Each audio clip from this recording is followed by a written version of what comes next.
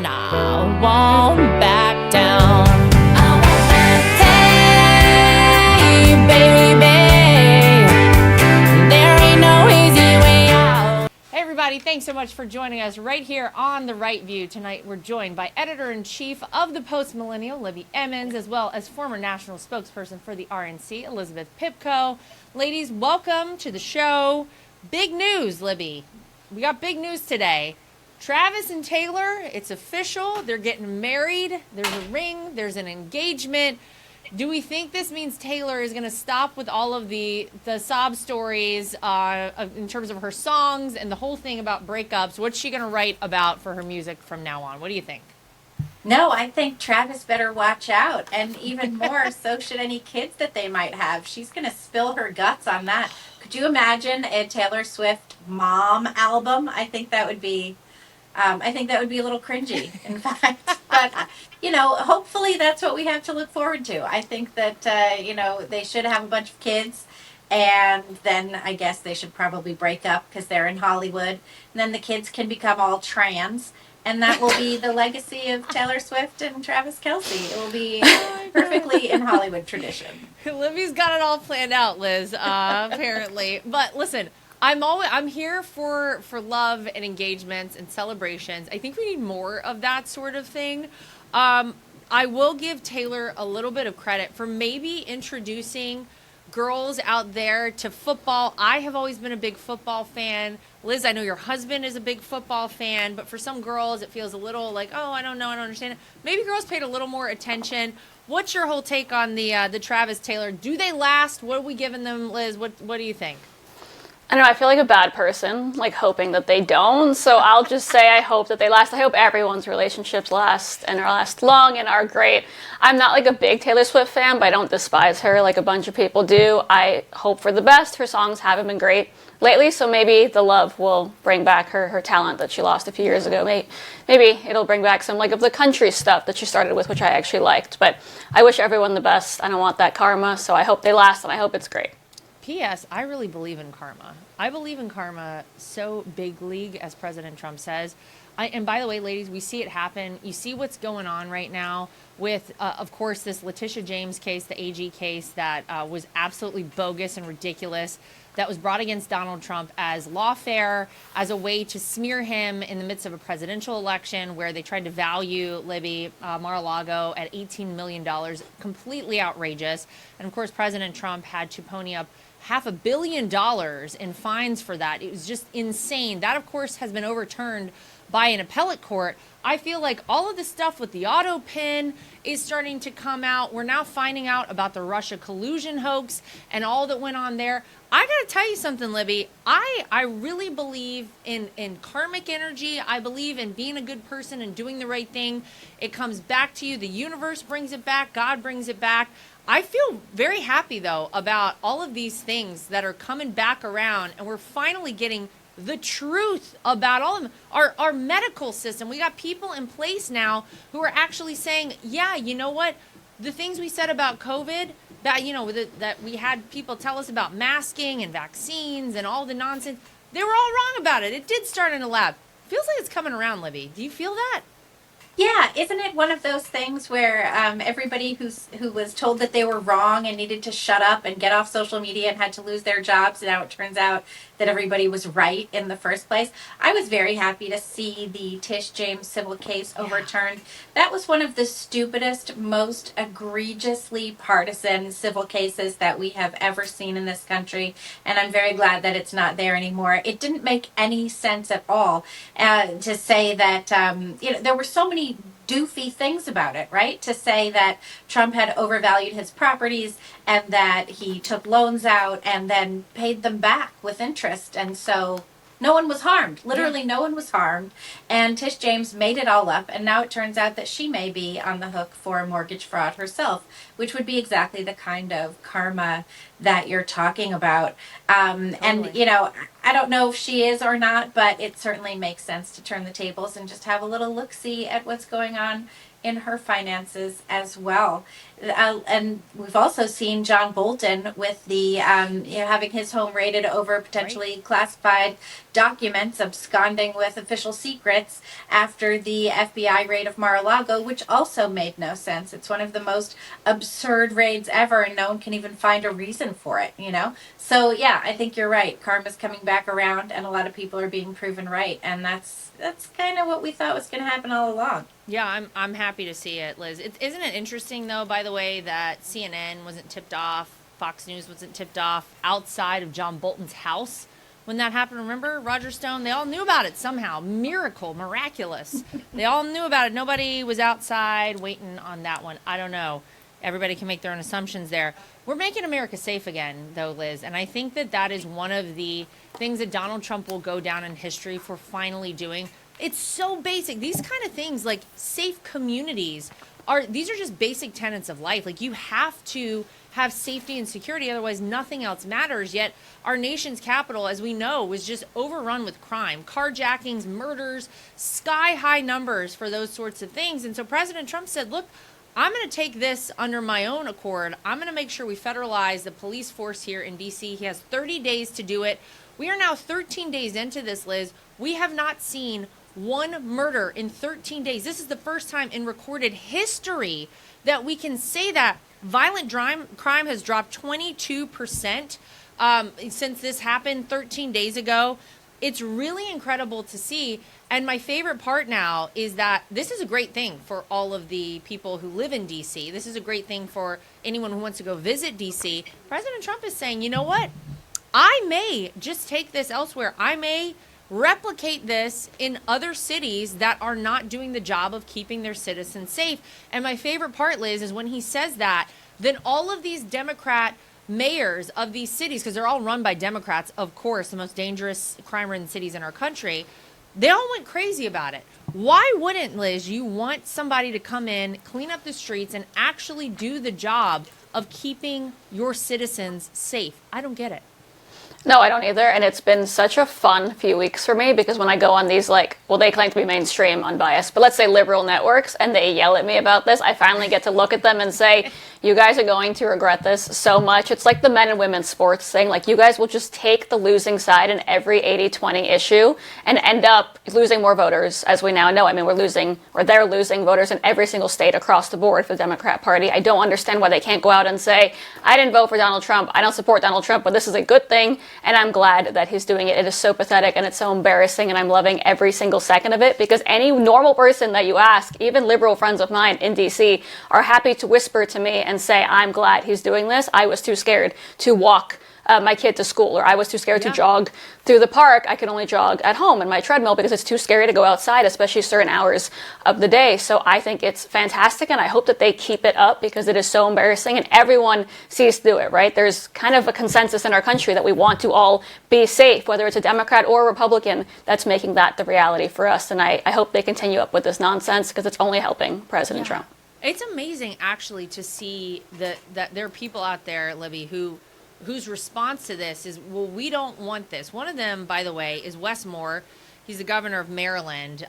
You have very high violent crime numbers. It's above the national average in the state of Maryland. Baltimore is not a safe city. I have to fly in there a lot when I go to D.C. They've kind of changed the flight patterns in and out of D.C. I fly in and out of Baltimore a lot. He doesn't want it. And my favorite is that he's saying, oh, well, it's not sustainable. It's costing over $1 million a day to make sure we clean up our streets. Well, what's one life worth, Wes Moore? I don't know. You've had this year alone, I think 200 plus murders in Washington, D.C. Donald Trump has gone 13 days now without a single one. So what's the value in that? We also have brought in $170 billion, Libby, in tariff money. So I'm sure the president is able to allocate some of the money that he's bringing in to, places like this. But look, whenever you see aggravated assaults up, carjackings up, auto theft up in Baltimore, one would think that if you were the governor of that state, that houses Baltimore, you may say, you know what, President Trump, I do want to do something great for my citizens. Bring them on in. No, he's not for it, though, Libby. Interesting. Yeah, and it's not just Wes Moore, right? It's also Brandon Johnson in Chicago, Right. and it's Karen Bass in Los Angeles. And these are mayors who are coming out and talking about how President Trump is somehow racist Oh. for wanting to stop young black people from getting killed in our major metropolitan cities. And that's what this is really about. You even had Jasmine Crockett talking Right. to Gavin Newsom about how racist it is that the Trump administration is going after black-led cities. And it makes absolutely no sense, because these are the people who were out there just a couple of years ago screaming to make sure that we all knew that Black Lives Matter. And we were all going, yeah, of course, Black Lives Matter. We know that for sure. And now that you have Trump in the White House, he's saying, yes, Black Lives Matter for sure. The young people of Washington, D.C., their lives matter. Let's stop them from getting killed. Let's go out there and put in curfews so that people can't hurt each other. And that's what's going on. We are, this administration is saving the lives of young black people in Washington, D.C., and you have outlets like The Intercept and others complaining about the cost. What cost could you possibly put on the life of a young American person, right? There is, 5 million, 20 million? I don't think we could get a number high enough. Right. To match the value of a young American life. And that's what we have going on. We're saving lives in Washington, D.C. Washington, D.C., the largest population group is of black people in Washington.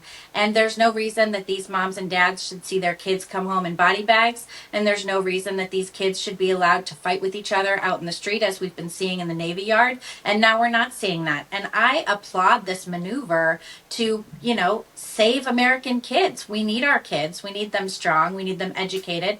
And we need them safe. So I appreciate the efforts that Trump is putting into place in D.C. He has the law on his side there, because the government can federalize that city. I think it'll be more difficult in other cities, but I think these mayors should really get their heads on straight and realize what's important. What's not important is their little power grab and their little fiefdoms in these cities that they're running into the ground. What's really important are our kids and the young people of this country. Yeah, and I think something that's interesting too with all of this is I love that you're talking about the kids, Libby, because you look at something else that President Trump and Jeanine Pirro are trying to do there in D.C. And they're saying, look, a lot of the crime is being committed by these kids. They're 12, 13, 14, 15-year-old kids who are doing it, because the law says, Liz, that these kids cannot be tried as adults. They basically go through some sort of a family court. They don't even go to criminal court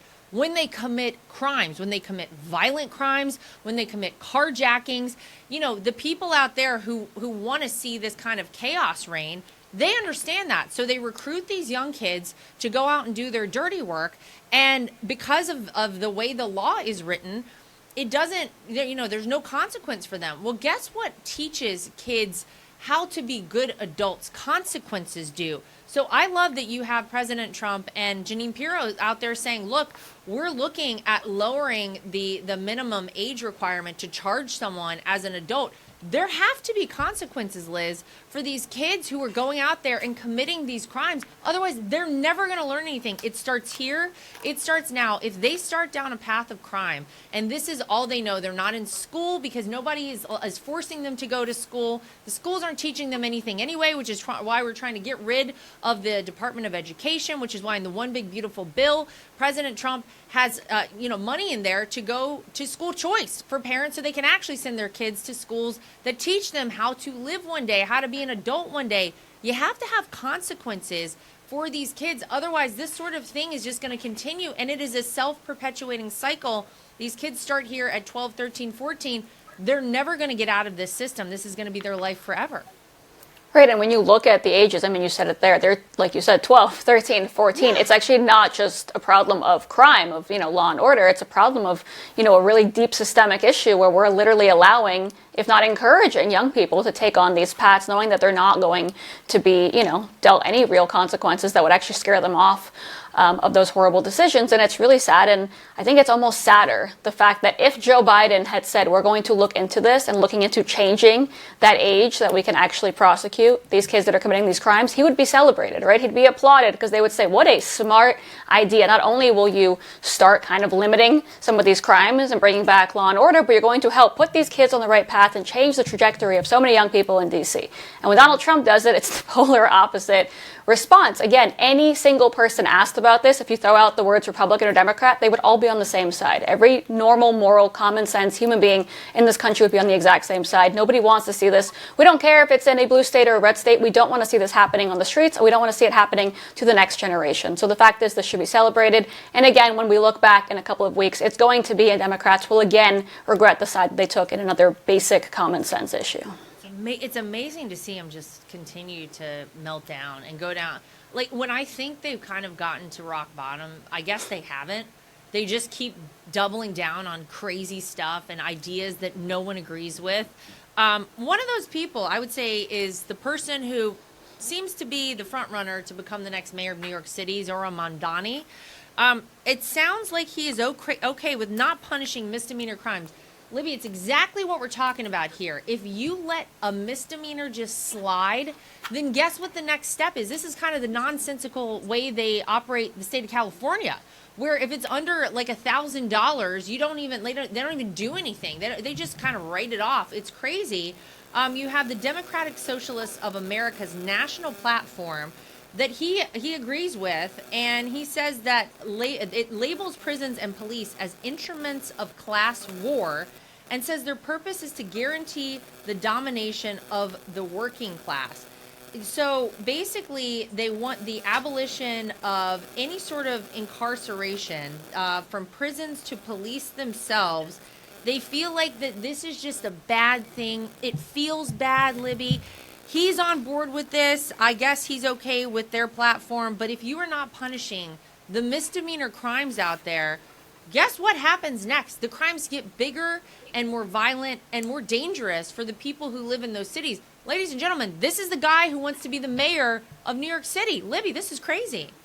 I'm excited to share something that's especially close to my heart. The Bible teaches us that in a world full of broken promises, one covenant remains unshakable: God's eternal promise, his unwavering commitment to Israel. Now more than ever, God is calling Christians everywhere to be a living testimony that his promises endure forever. I've chosen to partner with the International Fellowship of Christians and Jews as one way to align myself with God's eternal plan. For over 40 years, this wonderful ministry has faithfully provided nutritious food, care, and life-saving aid to Israel's most vulnerable, the poor and the elderly, many of whom are Holocaust survivors. And when crises strike, like rocket attacks or urgent humanitarian needs, IFCJ is already on the ground responding with compassion and support.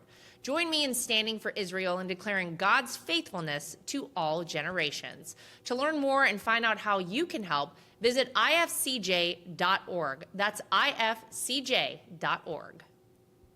A major retail chain just canceled a massive order, leaving MyPillow with an overstock of classic MyPillows. And now it's your gain. For a limited time, MyPillow is offering their entire classic collection at true wholesale prices. Get a standard MyPillow for just $17.98. Want more? Upgrade to queen size for only $22.98 or king size for $24.98.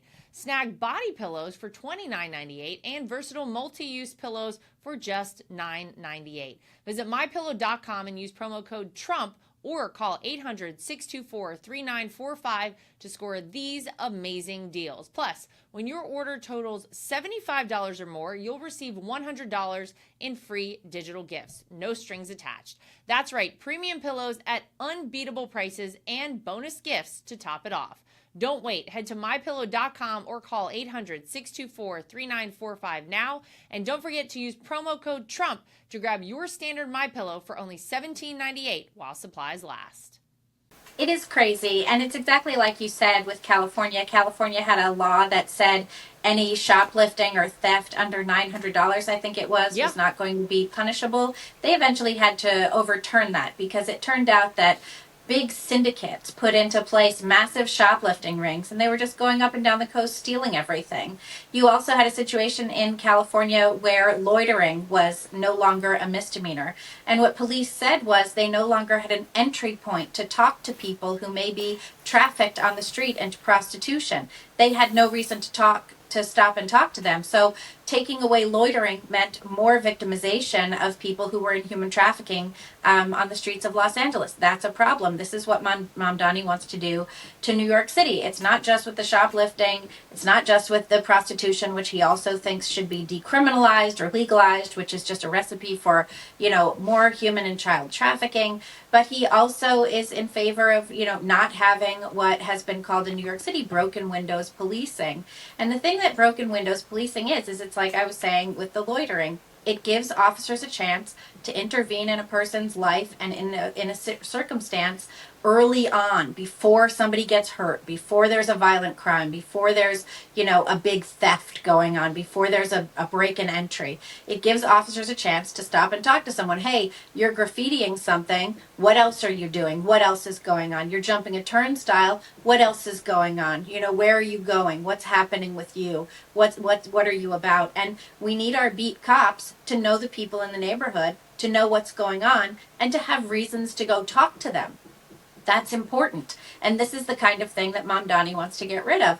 The Democratic Socialists of America, I guess they believe that if left to their own devices, all people would dance around and have a beautiful time. No one would ever hurt anybody. There'd be no rape. There'd be no theft. There'd be no murder. Yeah. There'd be no greed or envy. We'd just all live in some perfect Eden. Kumbaya. But they are wrong. We know that they are wrong. There's no such thing as utopia. There's certainly no such thing as a socialist utopia, because people have free will, people have avarice, and this is the kind of thing that we need police to go around and say, hey, let's not do that. Let's live in a good society. We're not going to let you break windows. We're not going to let you jump turnstiles, which is another thing that you have a lot of people in New York saying that shouldn't be illegal. Well, yeah, it should, because what happens after that? Are they attacking somebody on the MTA? Are they robbing people on the subway? Are they attacking the conductors? What's going on? You need to prosecute the small stuff, because, as you said, if you don't, you just end up with really big stuff. It's basic human nature. This is like when, I got 2 kids. I got 3 dogs. You've got to set the boundaries and the parameters for everybody. Otherwise, things just get out of control very quickly. My kids know things they are not allowed to do. And if they cross that line, there are significant consequences. And believe me, they don't like those consequences. So guess what? They don't cross that line. This is just basic stuff. It's interesting, the prostitution stuff. I can't wrap my head around why you would want to have legalized prostitution in New York City, which I guess this is what this guy is sort of advocating for. I didn't live in New York City during this time. But what I understand is prior to Giuliani coming in, there were parts of New York, Liz, you couldn't even go to. I mean, you grew up in New York City, right? If you went like west of 10th Avenue, you didn't even want to go over there because it was grimy. There were, basically prostitutes walking the street as soon as the sun went down. We're talking like 6:30, 7 p.m. at night, when you might want to be out to a dinner with your children. I can't imagine why anybody would think this is a good idea. It took a lot of work to clean that up. It took the broken windows type system Libby just talked about to ensure that that city got back on track, that people felt like it was a safe, clean place to live. I mean, I can't imagine why anybody thinks that is a great idea. What do you think, Liz? It all seems like everything we learn about Mamdani, it's even worse. Every time I hear a little bit more about him, I'm like, oh wow, this could even be worse than we think. I actually fear it's going to be worse than we think. It's like especially painful for you and me, considering that's where we lived, and like I want to even at times consider going back home, or even when I visit, thinking maybe I won't be able to do this next year once he wins. I mean, the reality is I was very young, obviously, so I don't remember too much, but there's a reason people in New York obsess over Rudy Giuliani. There's a reason that I've gone to dinners with him and he gets applause walking all the way down the street into the restaurant. People always say the man saved New York, and regardless of whether you're a Republican or a Democrat, you appreciated him for that. There were times after 9/11 I remember being a little kid walking around New York, and the way people talked about Mayor Giuliani, it was as if he was, I mean, like the hero we didn't deserve, truly. And it, I'm sure, wasn't popular at some point in time. I'm sure when he first went in, he had some naysayers. But the fact is, at the end of the day, he kind of turned the city around and, you know, fixed everything, and it's now been torn to shreds, right? Everything he did has been thrown away. I mean, if de Blasio didn't destroy it completely, Mamdani is going to, and probably make it even worse than it once was. I'm scared. I'm sad. I can't imagine that we're here. Then again, we can't trust a word he says, because he said some despicable things about the NYPD. And then after we saw that shooting the other day in the building where the NYPD officer was shot, he was actually working there off duty that day, just taking an extra job. Then he said he actually isn't sure if you should listen to his prior, you know, comments on NYPD. Actually, we do respect the NYPD, so we can't trust a word he says. So he's not only a socialist and a disgusting person, he's also obviously a liar. So we don't know what he's going to do. I fear it's going to be actually worse than anything you and I have talked about. But it's really, really sad, because whether you're Republican or Democrat, you can usually admit New York City is one of the greatest cities in the world. And I think he's going to put the nail in the coffin in whatever we had left post-COVID of New York. It's so sad, and it's also really sad that he tried to do the bench press. I mean, not that I want to go down this path. Look, everybody knows that I work out, and I'm not trying to shame anybody, but if you're a 33-year-old man and you don't have full confidence that you can bench press unassisted 135 pounds, I gotta be honest, ladies, I can do that, okay? I wouldn't do it. I wouldn't do it in front of a bunch of cameras. That was so embarrassing. I had such secondhand embarrassment watching that for him. And it just, you know what? You're supposed to be a man. But it is so indicative, Libby. I felt like watching that. I was like, this is today's Democrat Party. They just, Sure is. someone else was helping him get the bar up. They can't do anything themselves. They need a handout. They need somebody else to do the work for them. This guy, it's like such a beta male moment that I was like, God, of course he's running as a socialist for mayor of New York City. I was just, he shouldn't have tried it. Libby, that's my take. Don't do it. If you know you can't, don't. I agree with you. I mean, it's one thing to not be able to lift. It's another thing to get cowed into making a fool of yourself in front of everybody. And that's the sort of beta part, right? It's like, if you know you can't do it, be like, no, fellas, I'm good. You know, I'll let you guys handle it. Yeah. Right. Whatever it is, like, don't put yourself in a situation and make yourself just look a clown like that. Absolutely ridiculous.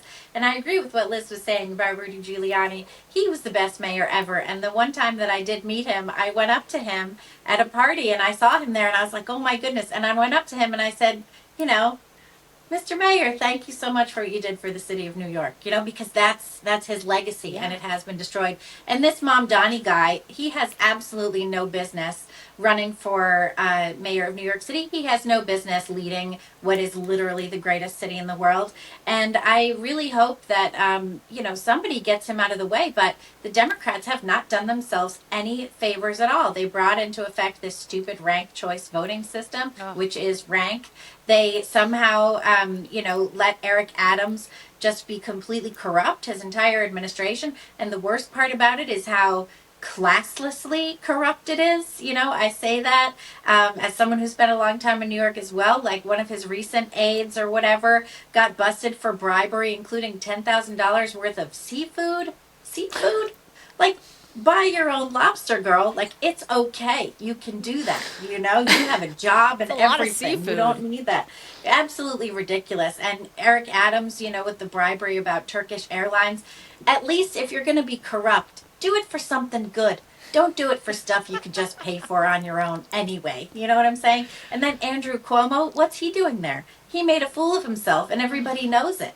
Yeah, he's like Mamdani, except he's trying to like lift his record, and he can't get that up either. So I think that's a real problem. And why, I will say this over and over again. Why do Republicans keep running Curtis Sliwa, who is an honorable man and he's a good man, but he's not going to win. He's not going to win. He's a nice guy. I agree with you. I like Curtis Sliwa. I think he's a nice guy. We got to get somebody, a good Republican. Somebody in there. What are we strong? Nobody like wants Giuliani, this job. like Bloomberg. Bloomberg was a Republican when he ran, and it was that 1-2 punch, the Giuliani-Bloomberg 1-2 punch that was just, it was so good. It was so good. So those were the good old days. That's when I moved to New York. I moved to New York when Bloomberg was the mayor. And then, my God, we got that complete loser who wrote Black Lives Matter all over the roads, and that was his. And then with his little dictator dancing with his wife in Times Square on New Year's Eve, like he owned the place, telling the rest of us to stay home while the guys on CNN got drunk and complained about it. What a nightmare! What a little Stalinist nightmare. New York has been through it. It's been a season in New York. We got to get out of it. I mean, because it is the greatest city on earth. I love New York City. I spent basically, I would say, the best years of my life thus far, although I think they're great now because of my kids and the whole thing. But those were great years in New York City. I lived in New York for almost 17 years. I love it. We want it back. We got to get somebody in there to clean it up. It can't be, and none of these people are good. It's all bad news. Bad news for the Democrats, though. Liz, you brought this up earlier. The Democrats, between 2020 and 2024, have lost 2.1 million registered voters. Guess how much the Republicans have lost? They haven't lost a single one. They have gained 2.4 million voters. So the voter registration deficit is 4.5 million between the Republicans and the Democrats. We have been working overtime. We've had people out there like Scott Pressler who have been just registering people to vote all over the country, really pushing hard on it. Obviously, Liz, you and I were at the RNC this time last year. We worked really hard at all of that. And here's the really great news for Republicans as we head into these midterms. Guess the states that have seen the biggest losses of Democrat registrations: Arizona, Nevada, Pennsylvania, and North Carolina. These are all important states. We're looking at all these states every single cycle, but coming up, this is a big deal. But this has been the trend, right? We saw Miami-Dade County flip red this past 2024 presidential election cycle. That was something that I think people never expected to see happen. And the shift, Liz, I think is fascinating because there are a lot of young voters who are now trending more Republican. Whenever you look at the 2018 numbers, 66% of all new voters under 45 were registered Democrats. That number has now dropped to 48%. There's a shift happening. We see how crazy they are on the left. We see that they're standing for all the wrong things. They're doubling down on the crazy stuff, like we continue to say. This does bode well, I think, though, for Republicans as we head into the midterms and as we're, of course, always looking at the next presidential election. No, it bodes super well. I mean, I know a lot of people who have told me I'm not going to change my registration. It's a lot of effort, but I'm never voting Democrat again. So think about how many people actually are not voting but didn't take, the time to do that. It's a lot. You have to really hate the party to go, I'm going to go and take time out of my day to actually make sure that they know I no longer belong to them, right? People are really, really angry about it. And it's so great to see because that's exactly what they deserve. They've held these different groups of people for years, taken their vote for granted, done absolutely nothing, and then laughed behind closed doors about it. So you mentioned young voters. I think that's the biggest one. We talked about a lot about black men. We talked about Latino voters. We talked a lot about different groups during the last election, but no one really expected the shift with young voters. And I always said Donald Trump, I fell in love with Donald Trump when I was 19. I thought he was the coolest person in the world. For me, it was because I was young, probably, but I didn't know how many people agreed. The amount of young people that are sick of the Democrat Party that love President Trump's authenticity, that might not even agree with a lot of his policies, but know that they have nowhere else to go because at least he's authentic, tells it like it is, and doesn't lie to their faces like the party they've been told for years they're supposed to align with. I think people are genuinely excited for the shift. I think it's actually cool to be a Republican for the first time in my lifetime, for sure. And I think Democrats are really, really, really screwed. There's no other way to put it. They have no idea what to do. They don't know what resonates with people anymore. They have no idea what people want. They still don't understand how Donald Trump won in 2016, let alone 2024, and they're losing by every single metric. Yeah, and by the way, Libby, we saw the DNC chair at, I guess it was one of their meetings. They're trying to gather themselves, trying to figure out still what happened in 24. And all he had to say, this was the message. It was LFG. Let's effing go. But let's go where? What are you guys doing? You guys are just floundering around. It's crazy whenever you think about how far they've truly fallen. The stuff that people are sick and tired of is the nonsense like what's the restaurant where they just took the man off of it? Cracker Barrel. Cracker Barrel. Just to leave stuff alone. Sydney Sweeney. Leave her alone. You guys are totally crazy out there. You're not winning anyone back with any of this stuff. Libby, I don't know. I don't know how they dig themselves out of this one. They have nothing that they are offering the American people. And you know how I knew that being Republican was cool again is last year during football season. I'm excited. I'm a football fan. It's coming back. Last year during football season, when everybody on these football fields started doing the Trump dance, you saw people catching touchdowns in end zones, doing a Trump dance, tackling somebody, Trump dance. That's it. Libby, they're toast on the Democrat side. Sorry. Yeah, I also loved the Trump dance touchdown stuff. I thought that was really fun. Great. But yeah, you're exactly right. The Democrats have no platform, they have no leadership, they have no purpose, and they don't know what to tell their voters. They opened their recent meeting with a land acknowledgement, complaining about how they were having their meeting in, what was it, Minnesota, and it was on the land of like a whole bunch of extinct people, and that this was somehow a problem.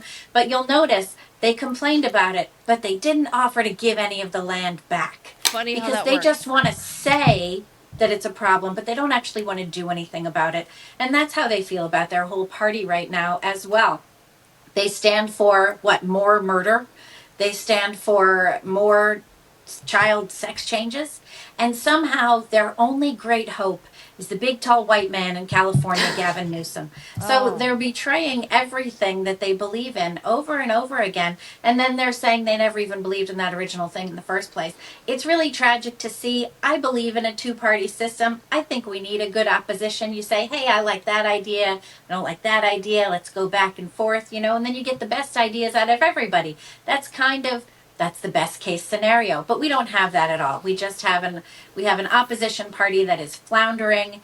They have no idea what they're about. They have no policies to stand on, and I think they're going to keep going down. And you can see that with Gavin Newsom. He's trying to take a card out of the Trump playbook. He's trying to be sort of like cool like Trump and be a little bit insulting, but he's not cute and he's not funny. And when he says it, he just kind of sounds like a dick,